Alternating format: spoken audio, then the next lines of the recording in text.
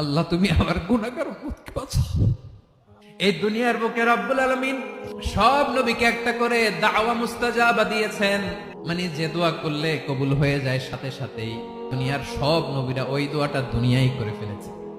বিশ্বনবী বলবেন, আল্লাহ ওই স্পেশাল দোয়াটা দুনিয়াতে করি নাই, আজকে আমি তোমার দরবারে দাঁড়িয়ে কিয়ামতের দিন ওই দোয়াটা করছি। আল্লাহ আমার যে উম্মতের হৃদয়ে যাররা পরিমাণ ঈমান আছে, আমার একটা উম্মতকেও তুমি জাহান্নামে ঢুকাতে পারবা না।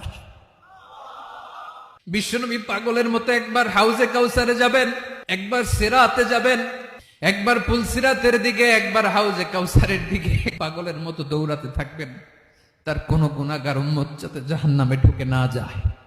উম্মতি বিশ্বনবী আমার জন্য কাঁদবেন, আপনার জন্য কাঁদবেন, আমাদের জন্য সেদিন কেঁদে কেঁদে জাহান্নামের দরজায় দাঁড়িয়ে আমাদেরকে টেনে টেনে জান্নাতে ঢুকাবেন।